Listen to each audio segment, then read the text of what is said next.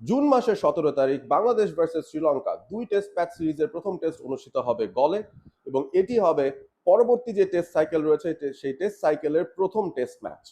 বাংলাদেশ ইতিমধ্যে শ্রীলঙ্কা পৌঁছে গেছে এবং সেখানে টিম নিউজের কথা যদি বলি, সেখানে খানিকটা ব্যাড নিউজ রয়েছে বাংলাদেশের জন্য। মেহেদী হাসান মিরাজ তিনি জ্বরে আক্রান্ত রয়েছেন এবং তিনি আসলে কতটুকু ফিট আছেন, কতটুকু কি অবস্থায় আছেন সেটা নিয়ে ডেফিনেটলি খানিকটা আলোচনা হচ্ছে, এবং আলটিমেটলি 17 তারিখের আগে তিনি ফিট হয়ে সুস্থ হয়ে ফিরে যেতে পারবেন কিনা সেটাও একটা দেখার বিষয়। কারণ তাকে কিন্তু বাংলাদেশ ন্যাশনাল টিমের ডেফিনেটলি টেস্ট সেট আপের মধ্যে স্টার্টিং ইলেভেনে রাখাটা খুবই ইম্পর্টেন্ট একটা অ্যাসপেক্ট হবে। বাংলাদেশ তাদের 16 সদস্যের টেস্ট স্কোয়াড নিয়ে চলে গিয়েছে গলে, এবং সেই 16 সদস্যের টেস্ট স্কোয়াডের মধ্যে রয়েছেন 4জন পেস বোলার। ফিরে এসেছেন টেস্ট দলে এবাদত হোসেন, সাথে রয়েছেন হাসান মাহমুদ, খালেদ আহমেদ এবং স্পিড স্টার নাহিদ রানা। বেশ কিছু স্পিনারও বাংলাদেশ এই দলটায় রেখেছে। মেহেদী হাসান মিরাজ, তাইজুল ছাড়াও এই দলটার বা স্কোয়াডটার মধ্যে রয়েছে নাইম হাসান এবং সেই সাথে হাসান মুরাদ, যারা এখনো পর্যন্ত টেস্টে অভিষেকটা হয়নি। ব্যাটিং অর্ডারটায় বাংলাদেশ খুব বেশি রদবদল করতে চায়নি, যারা যারা রয়েছেন তাদেরকেই রাখার চেষ্টা করা হয়েছে, যারা জিম্বাবুয়ে সিরিজটা খেলেছিলেন, এবং সেইখানে বেশিরভাগ খেলোয়াড়দেরকে রেখে দেওয়া হয়েছে, নতুন কাউকে সংযোজিত করা হয়নি। এবং একটা ব্যাপার যেটা পরিবর্তন হয়েছে সেটা হচ্ছে দুই ওপেনার যারা ছিলেন, মাহমুদুল হাসান জয় এবং জাকির হাসান, দুজনকেই কিন্তু অমিট করা হয়েছে এই স্কোয়াড থেকে। এনামুল হক বিজয় তার জায়গাটা ধরে রেখেছেন সাদমানের সঙ্গে, এবং লিটন কুমার দাস নতুন করে দলের সঙ্গে যুক্ত হয়েছেন ইনজুরির খরাটা কাটিয়ে। শ্রীলঙ্কা দলে 18 সদস্যের একটা স্কোয়াড তারা ঘোষণা করেছে এই টেস্টের জন্য, এবং 18 সদস্যের স্কোয়াডের মধ্যে 4জন পেসার রয়েছেন, সেই সাথে অনেকগুলো স্পিনার।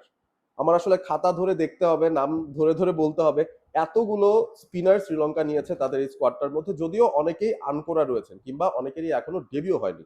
এই 18 সদস্যের দলের মধ্যে 5জন নবাগত রয়েছেন যাদের এখনো পর্যন্ত টেস্টে অভিষেক হয়নি। একজন হচ্ছেন লাহিরু উদারা, যিনি মূলত একজন wicket keeper batter. Sonal Dinusha রয়েছেন, যিনি একজন slow left arm orthodox spinner. Pawan Ratnayake আরো একজন অফ স্পিনার। সেই সাথে পাসিন্দু সুরিয়া বান্দারা, তিনি মূলত একজন ব্যাটার। এবং থারিন্দু রত্নায়েকে, তিনি অদ্ভুত ধরনের একজন বোলার, ডান হাতে অফ স্পিনও করতে পারেন, আবার বাঁ হাতে স্লো লেফট আর্ম অর্থোডক্সও করতে পারেন, অর্থাৎ অ্যাম্বিডেক্সট্রাস একজন বোলার।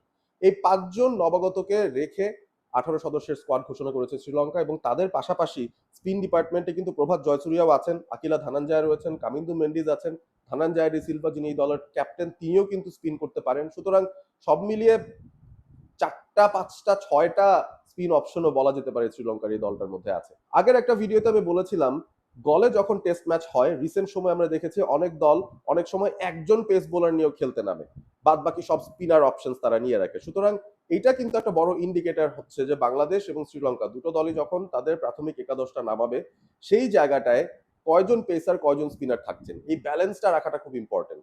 শ্রীলঙ্কার জন্য একটা সুবিধা আছে অবশ্য, অ্যাঞ্জেলো ম্যাথিউস তিনি জানিয়ে দিয়েছেন টেস্ট ক্রিকেট থেকে তিনি রিটায়ারমেন্টে যাবেন, তবে এই বাংলাদেশ সিরিজটাই তার শেষ টেস্ট সিরিজ।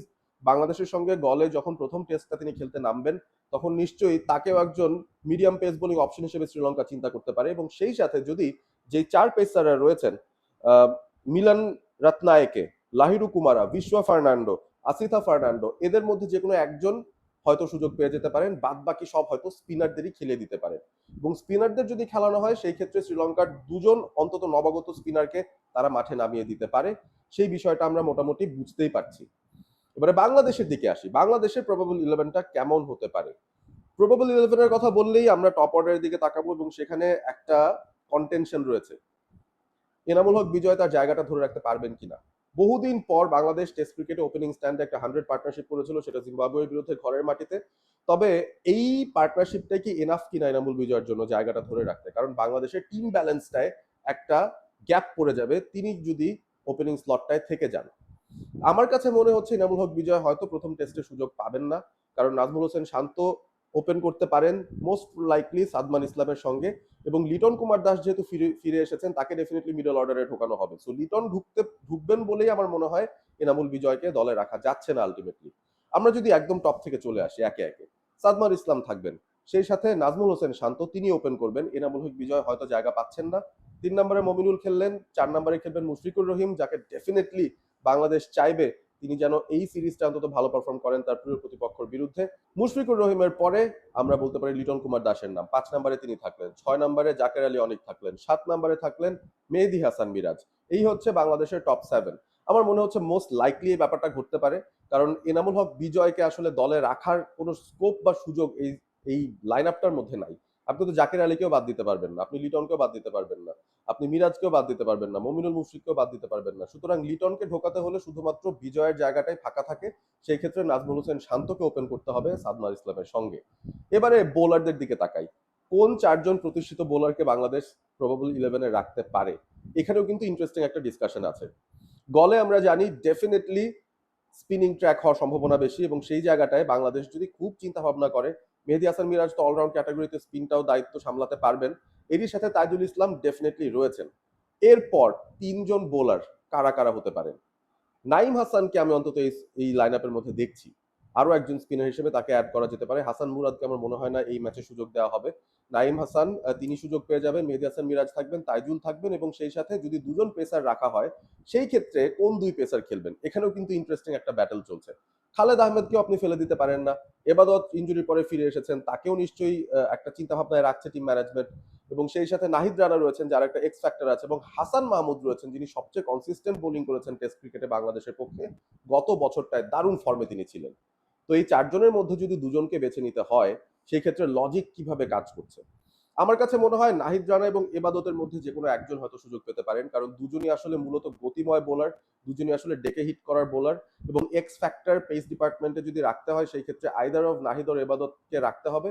আমার কাছে মনে হচ্ছে এবাদতের জায়গায় হয়তো নাহিদকেই সুযোগ দেওয়া হতে পারে প্রথম টেস্টে, কারণ তার যে পেসটা আছে সেটা বাংলাদেশ ইউজ করতে চাইবে শ্রীলঙ্কার এগেইনস্টে। আর দ্বিতীয় পেসারের জায়গাটায় খালেদ কিংবা হাসান মাহমুদের যে কোনো একজনের মধ্যে আমি বেছে নেব হাসান মাহমুদকে, কারণ তার একটা কনসিস্টেন্সি আছে, তার রিসেন্ট ফর্ম বেশ ভালো। ইটস আনফেয়ার টু খালেদ যে আসলে হাসান মাহমুদকে আমরা পিক করছি খালেদের জায়গা, বা খালেদের জায়গাটা হচ্ছে না প্রথম একাদশে। উইকেটটা যদি স্পিন বান্ধব না হয়ে একটা স্পোর্টিং উইকেট হতো, তাহলে আমার কাছে মনে হয় বাংলাদেশ তিন পেসার খেলালে ডেফিনেটলি সেখানে খালেদ আহমেদের জায়গা হয়ে যেত। তবে আনফর্চুনেটলি যেহেতু গলে খেলা হচ্ছে, দুজনের বেশি পেসার আমি নিশ্চিত বাংলাদেশ নেবে না, এবং সেই জায়গাটায় হাসান মাহমুদ এবং নাহিদ রানাকে আমি দেখছি যারা কিনা এই দায়িত্বটা পালন করতে পারেন। তো সেই ক্ষেত্রে বাংলাদেশ কিন্তু পাঁচজন প্রতিষ্ঠিত বোলার নিয়ে খেলতে পারবে, ইনক্লুডিং মেহেদী হাসান মিরাজ, এবং সেই সাথে তাদের টপ সেভেনের যে ব্যাটিংটা সেটাও মোটামুটি একটা সলিড শেপে আছে।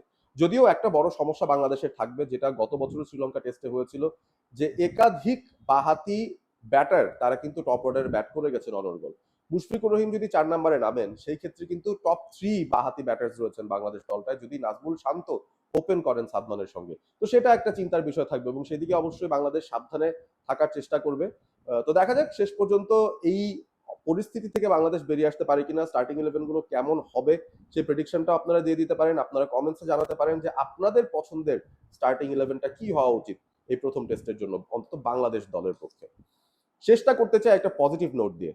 গল টেস্টে বাংলাদেশ 2013-তে যখন প্রথম খেলতে গিয়েছিল এই মাঠে, তখন কিন্তু বাংলাদেশ 638 রান করেছিল, যেটা তাদের টেস্ট ইতিহাসের সর্বোচ্চ দলীয় স্কোর।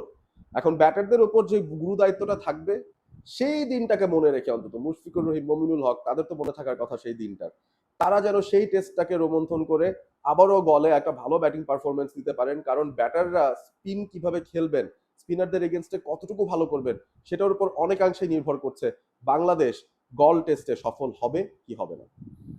ভিডিওটি ভালো লেগে থাকলে অবশ্যই লাইক করবেন ভিডিওটি, শেয়ার করবেন বন্ধুদের সঙ্গে, সাবস্ক্রাইব করবেন চ্যানেলটি। অল স্পোর্ট এবিপির সঙ্গে থাকার জন্য অনেক অনেক ধন্যবাদ। ভালো থাকবেন সবাই।